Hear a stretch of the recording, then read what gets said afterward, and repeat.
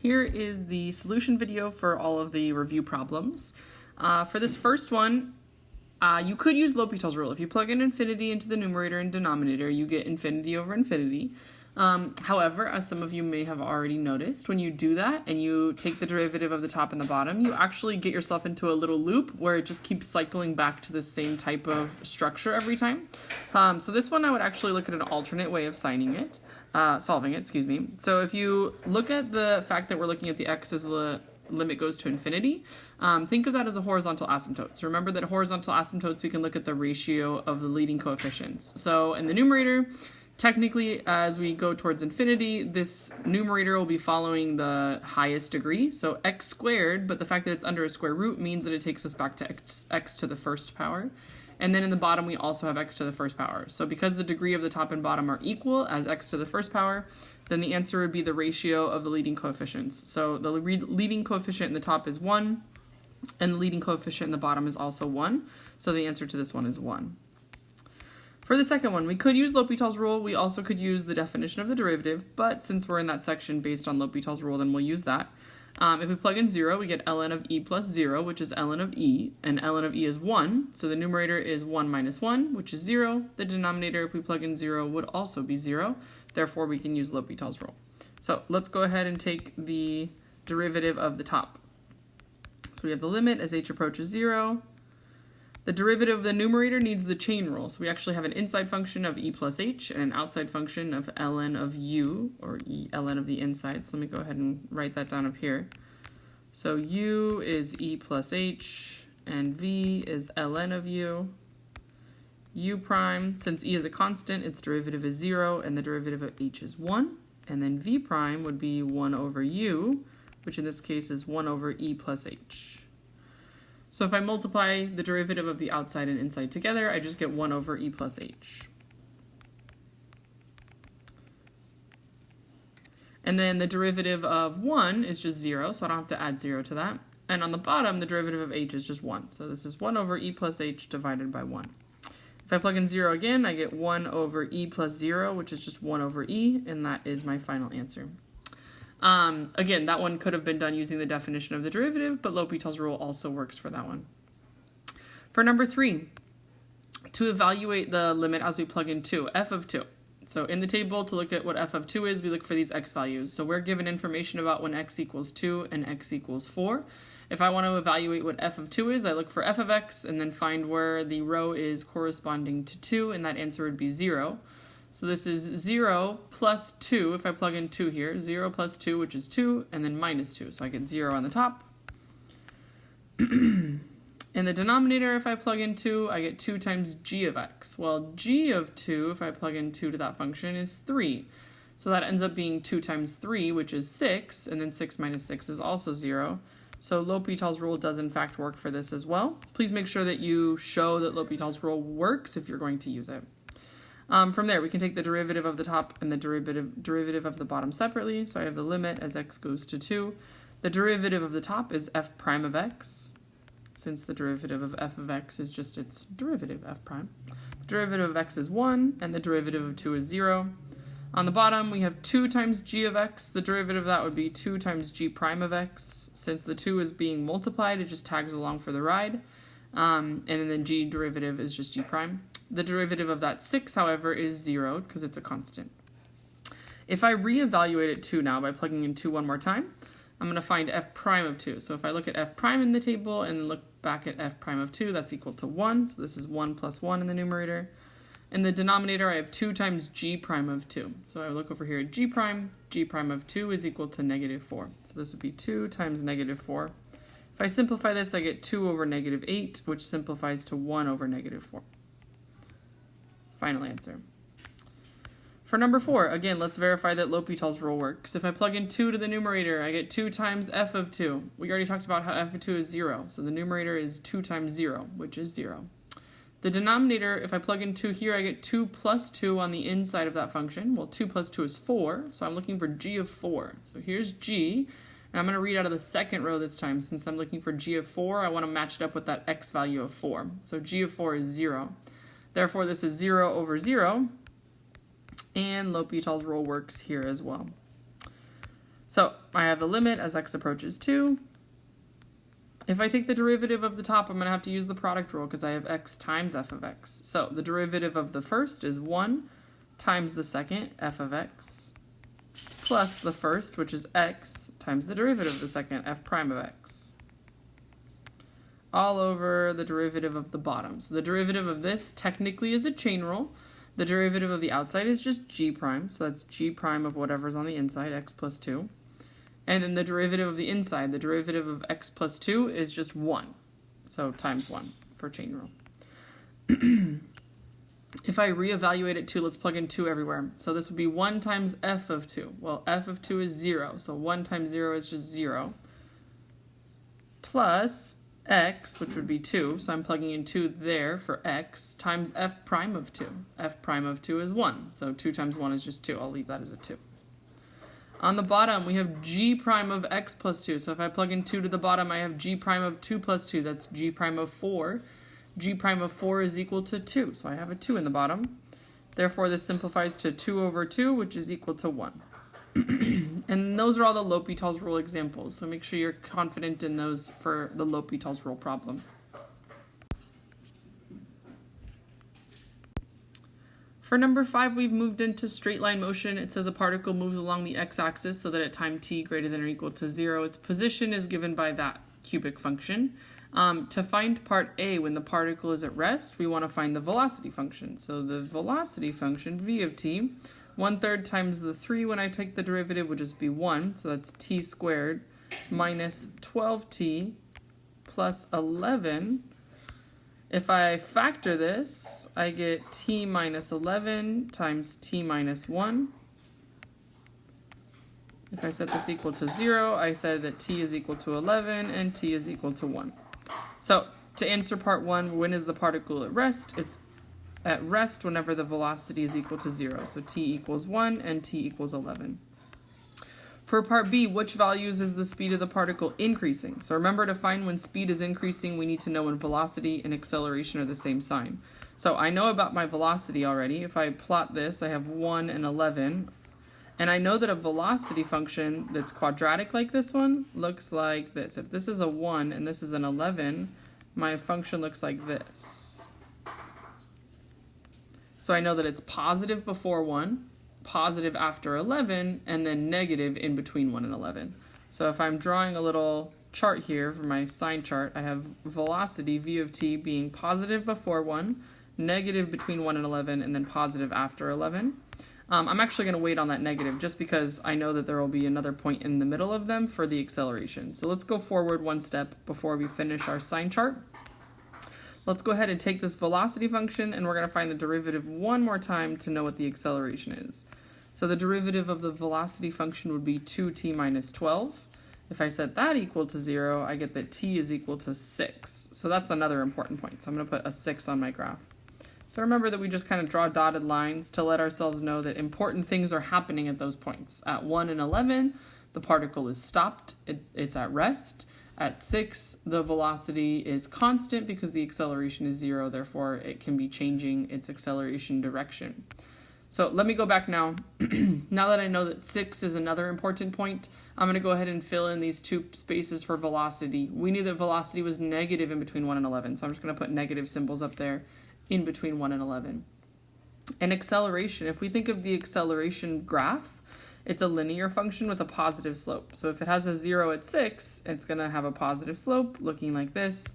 Therefore, it's negative before 6 and positive after 6. So if I go ahead and fill in those signs on my sine chart, I have that it's negative before 6 and positive after 6.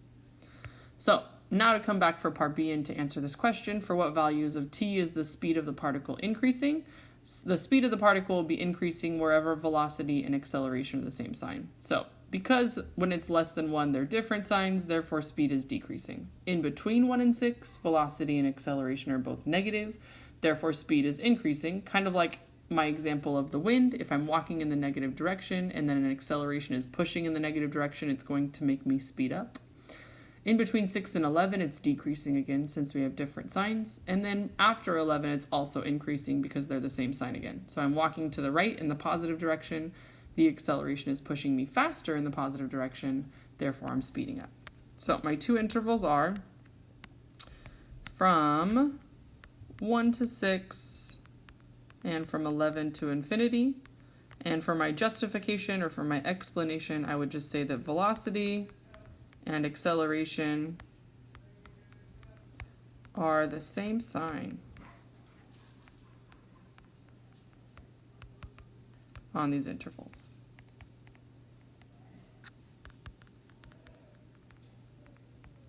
Now, keep in mind that this explanation alone, without this sign chart, would not be a good reasoning.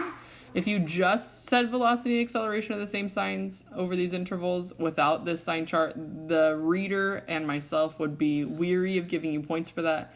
So this sign chart is part of your work for this problem to realize that you have proven that you know velocity and acceleration are the same sign. So please keep that in mind, is that this sign chart is imperative that you write this down in order to get credit for this problem. For part C, is the particle moving to the right or left at t equals 2? Remember that direction of motion is told from velocity. So if we look at t equals 2 in our chart in between 1 and 6, if we look at the velocity in between 1 and 6, we see that it's a negative quantity. So because velocity is a negative quantity, the particle is moving to the left at t equals 2. So we would say moving left because v of 2 is negative.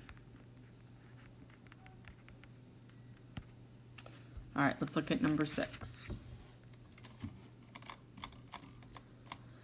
For number 6, the question style is very similar, so we're going to have to go through a very similar process in the sense of taking the derivative to find velocity and acceleration and the critical points associated with those.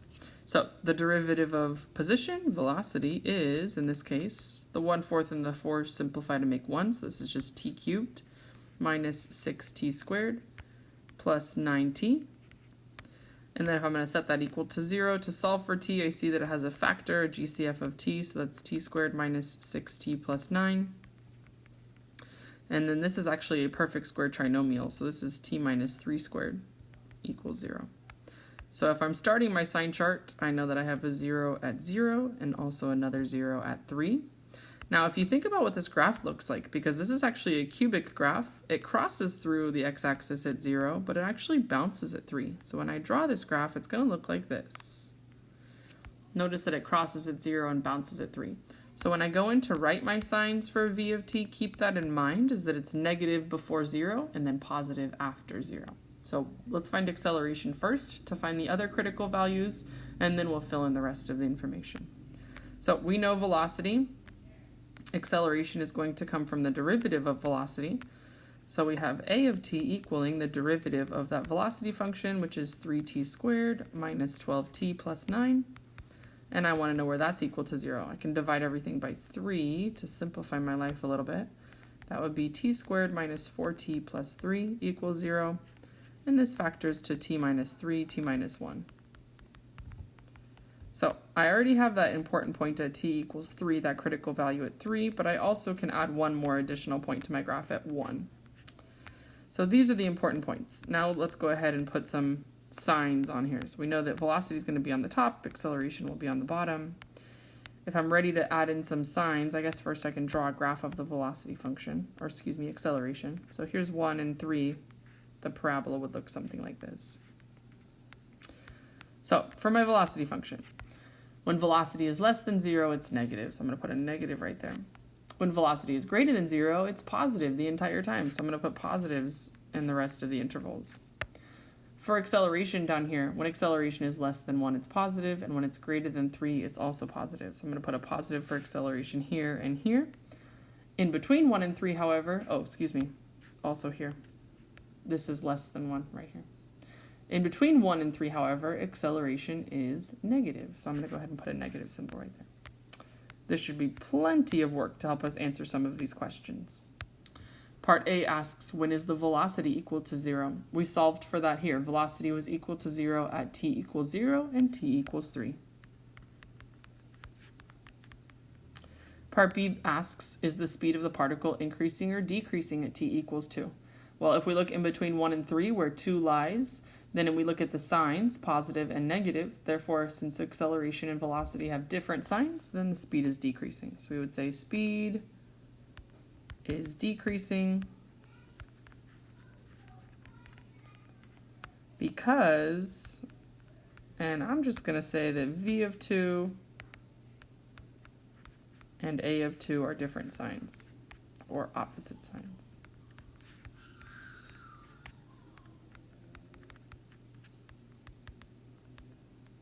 Now again, that explanation is great, but it only works if you have this sign chart to go with it. So please make sure you've written down your sign chart and that it's somewhere in the proximity of your explanation so that they can see your work for it. Last but not least, part C, where does the particle change direction? Technically, some people have wanted to state that it changes direction at 0 since velocity changes from a negative to a positive value, then it would be changing from the left to the right. However, if you look back at the directions, it says that the particle only moves along the x-axis at time t greater than or equal to 0. So they actually, even though the function does go beyond that, it's not applicable to this problem. So we have to start our analysis at 0 and then move forward. So if you look from 0 forward, it actually never changes sign. So the particle never changes direction when t is greater than 0. So I'm going to go ahead and write never. Let's look at number 7.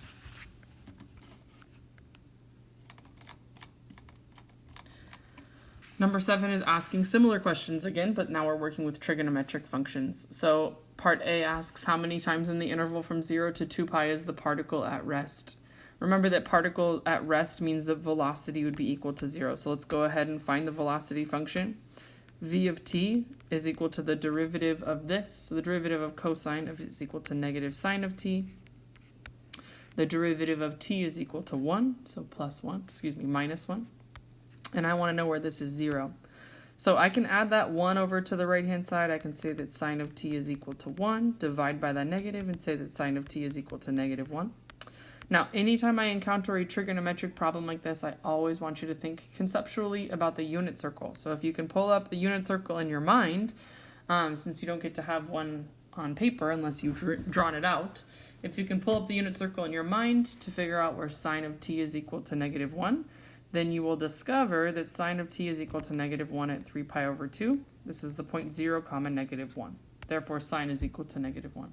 And that is the only time that sine is equal to negative 1 in this interval from 0 to 2 pi. So we would say that sine is equal to negative 1 one time.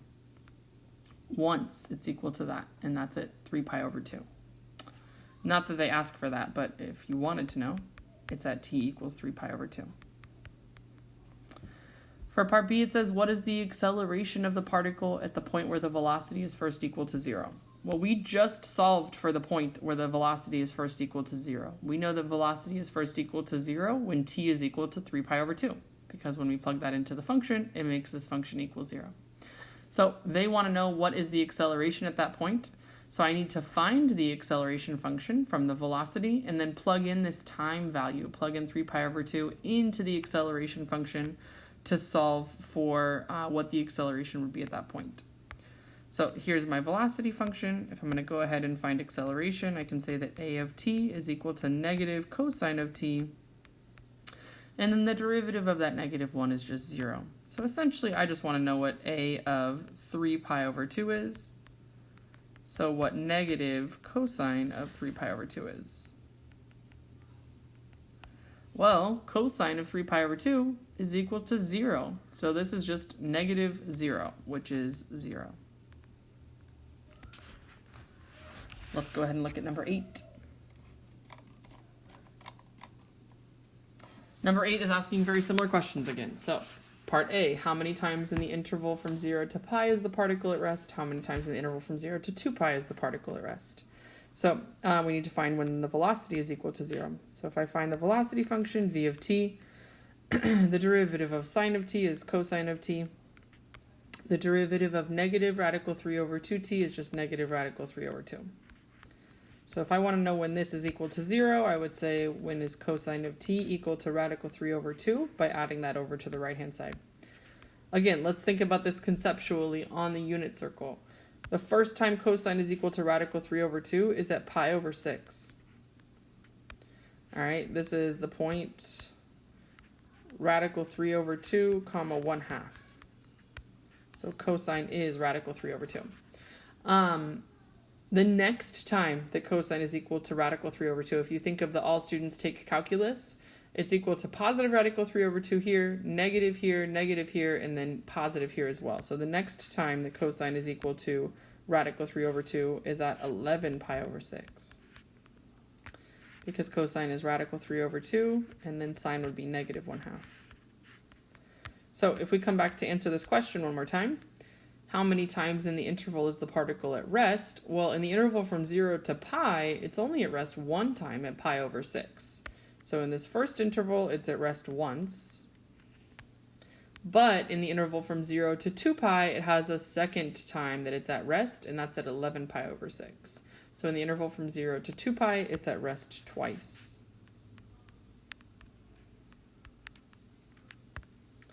Part B says, what is the velocity of the particle at the point where the acceleration is first equal to 0? Let me get some more room in here. I'll erase some of this other stuff. To find the velocity of the particle at the point where the acceleration is first equal to 0, we need to figure out where acceleration is first equal to 0. So we already know the velocity function. We need to go ahead and find the acceleration function now. So a of t is equal to the derivative of the velocity. The derivative of cosine of t is negative sine of t. The derivative of negative radical 3 over 2 is 0. So I want to know the first time the acceleration is equal to 0. So if I set this equal to 0, that means I need to know the first time that sine of t is 0. Again, come back to the unit circle. The first time sine of t is 0 is at 0 radians, because this is the point 1 comma 0. So this is the first time sine is equal to 0. So when I plug in t equals 0, into this function, I get 0. That is the first time that acceleration is equal to 0. So the question is asking, what is the velocity of the particle at that time, at that point in time, when the acceleration is first 0? So they're asking, what is the velocity of the particle at t equals 0? So if I plug in v of 0 to find what the velocity is at t equals 0, which is the first time acceleration is equal to 0, I'm plugging it into this function. So I want to know what cosine of t is minus radical 3 over 2. So that's cosine of 0 minus radical 3 over 2. Well, cosine of 0 is equal to 1. We know that it's equal to 1. So this is just 1 minus radical 3 over 2. I'm okay with you leaving it like that. It's also okay if you combine it with like terms, if you get a common denominator. So that would be 2 minus radical 3 over 2. Either one of those is a sufficient and correct answer. Number 9. Number 9 says a particle is moving along the x-axis with velocity given by that large function. How many times does the particle change direction? And let's justify our reasoning. So eventually I would love if you could answer this in your head, but since it's our first couple times, it probably would be helpful to actually draw a graph of this function. So I know this function has zeros at 2, 4, 3, and 1. I know that it is a 1, 2, 3, 4, 5, 6th degree polynomial, so the end behavior goes in the same direction. I also then know that it's negative, so the end behavior goes down. So it goes down to the left and down to the right. It comes up and crosses through, no, it bounces at 1 since it has a multiplicity of 2. It's going to cross through at 2 since 2 has a multiplicity of 1. It's going to cross through at 3, since 3 also has a multiplicity of 1, but then it's going to bounce at 4, since 4 has a multiplicity of 2. So it's going to look something like that. To answer part A, how many times does the particle change direction? It changes direction 2 times at t equals 2 and t equals 3, since the function crosses through the x-axis, therefore it's changing sign. So I'm going to say 2 times, because v of t changes sign twice.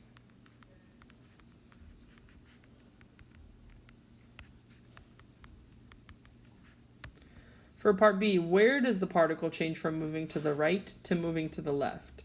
So at t equals 2, it's moving from left to right because it's going from negative to positive. However, at t equals 3, it's going from right to left, like the question is asking, since it's going from positive values to negative values. So I'm going to say t equals 3, and then I'm going to say for my justification, v of t changes from positive to negative values. All right, number 10. A particle moves along a straight line. The graph of the particle's velocity at time t is shown to the right. The graph has horizontal tangents at 8/3 and 4. That just means that it has a point where the tangent line is equal to 0. The slope of the tangent line is equal to 0.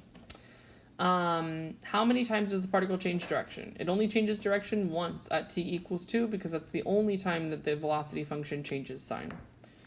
It didn't ask for a justification, but if it did, that's what you would say. Once at t equals 2 because velocity changes sign.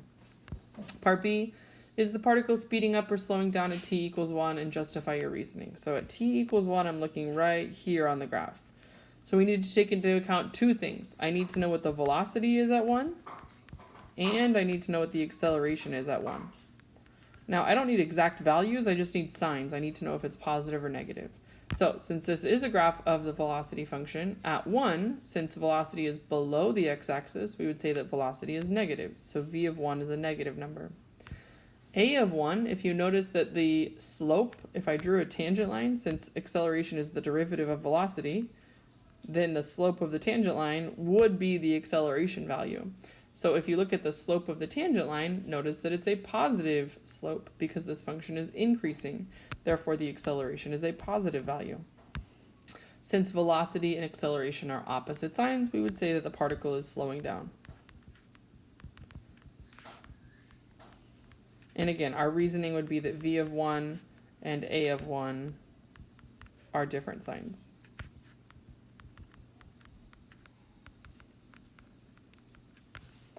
For number 11, it says the velocity of a particle moving along a straight line is graphed below. At what time t is the speed of the particle greatest? Explain your reasoning. For this one, it's just a matter of remembering that velocity and speed are related in a sense because speed is the absolute value of velocity. So in purple, I've drawn the speed graph. All you do is take all the negative pieces and make them positive. So if I want to know at what time the speed is the greatest, I want to look at the speed graph and then decide where the highest point is. So the highest point on the speed graph is right here, and that corresponds to point D. So D is the highest point on the speed graph, and the explanation is that the absolute value of velocity is the greatest value.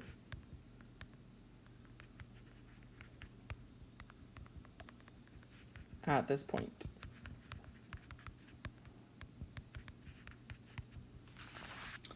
Number 12.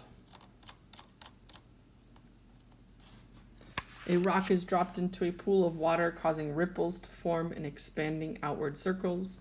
The radius r of a ripple is increasing at a rate of 1 foot per second. So let's go ahead and draw a picture to represent this scenario. It's a ripple in a pond, so it grows in a circular fashion. Here's the radius, so I'm just going to start jotting down some of the variables. We know that the radius is growing at a rate of 1 foot per second. And again, look at the units. Notice that it's feet per second. That's not the length of the radius. That's a rate of a radius changing. So dr dt is 1 foot per second. It says when the radius is 6 feet, so I'm going to go back over here and say the radius is 6 feet. At what rate is the area of the water inside the ripple changing? So I'm looking for dA dt.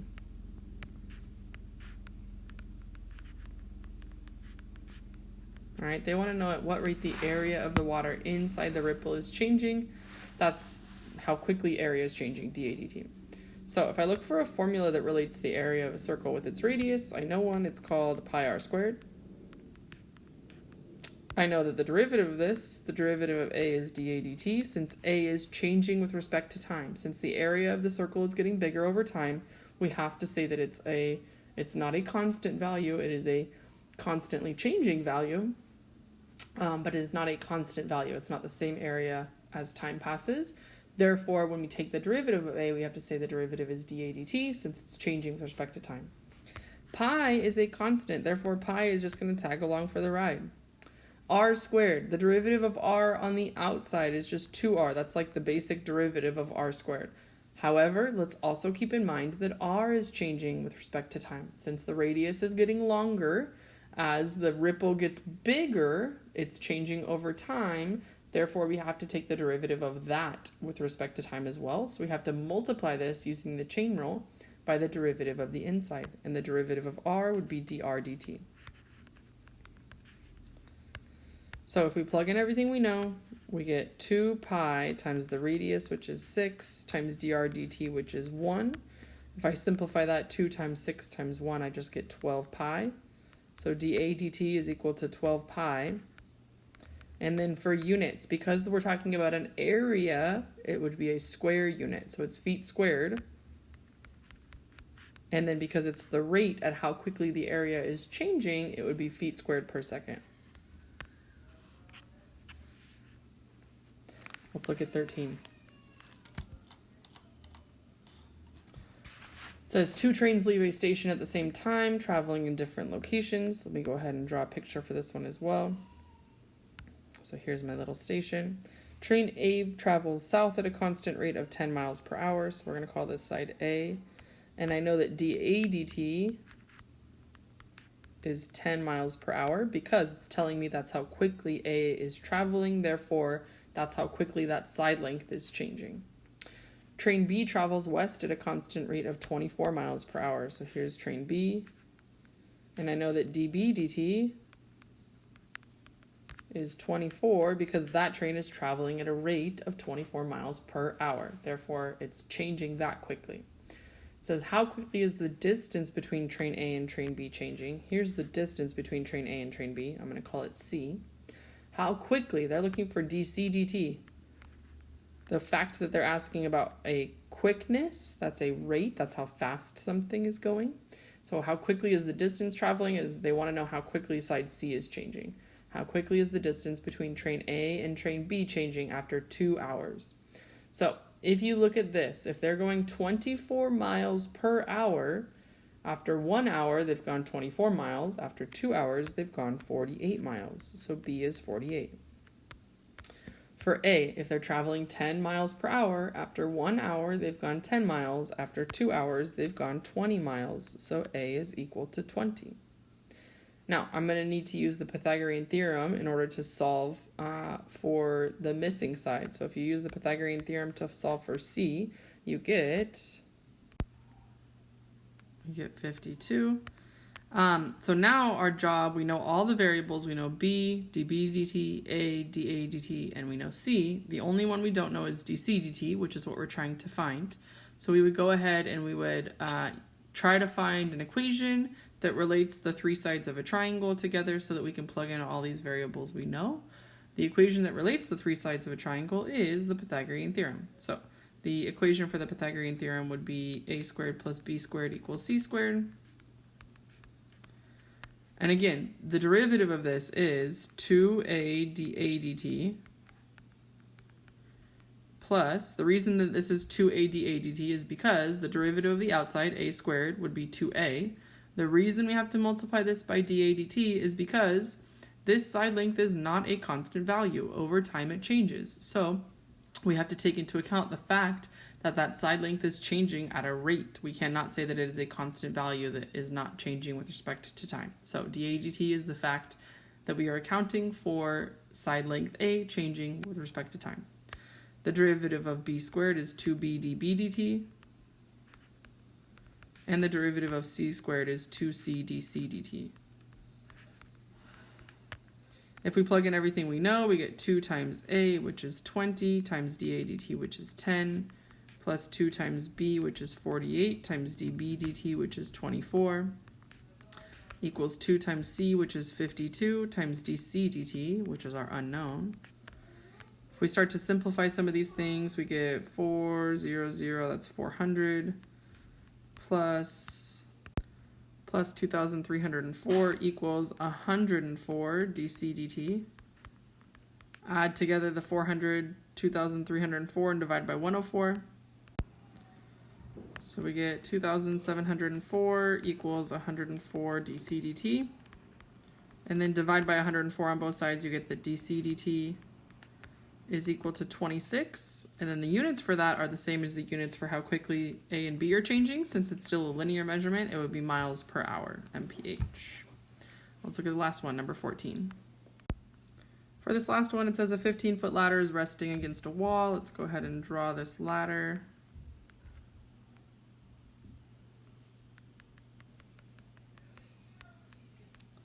All right, 15-foot ladder is resting against a wall. The bottom of the ladder is initially 10 feet away from the wall.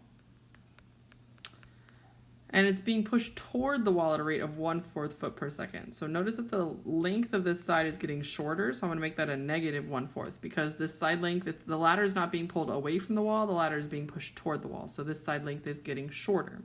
That's why we're making it a negative 1/4 because it's shrinking. It says, how fast is the top of the ladder moving up the wall? So I want to know how quickly this is moving up the wall. That's my question mark. 12 seconds after we start pushing. Now, keep in mind that it was initially 10 feet away from the wall at the bottom, but it's been moving for 12 seconds at this rate. So after 1 second, it's moved 1/4 of a foot. After 2 seconds, it's moved 2/4 of a foot. After 3 seconds, it's 3/4 of a foot. After 4 seconds, it's 4/4 of a foot, which is 1 foot. So every 4 seconds, it moves 1 foot closer to the wall. Well, after 12 seconds, that's going to move 3 feet because 12 times 1/4 is 3. So after 12 seconds, it's 3 feet closer to the wall than it was originally. So if it was 10 and now it's 3 feet closer, that means that now it is only 7 feet away from the wall after 12 seconds have passed. So let's assign some variables. I'm going to say this side is equal to A, this side is B, this side is C. dA dt is negative 1/4. dB dt is actually what we're solving for. They want to know how quickly the ladder is sliding up the wall. And dC dt, since this is a ladder, it's not changing its length. Therefore, this side is a constant side, so the derivative of that is 0. The only thing we need to know that we don't know yet is side length for B. We can use the Pythagorean theorem to figure that out. If you do 15 squared, which is 225, minus 7 squared, which is 49, I believe you get the square root of 176. So we're actually going to use the same formula we used from number 13, which is the Pythagorean theorem. When we find the derivative, we get 2a dA dt plus 2b dB dt equals 2c dC dt. Let's plug in everything we know. We know that a is equal to 7 and dA dt is 1/4, negative 1/4.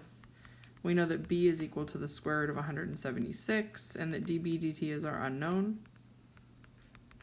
We know that c is equal to 15 and that dC dt is equal to 0.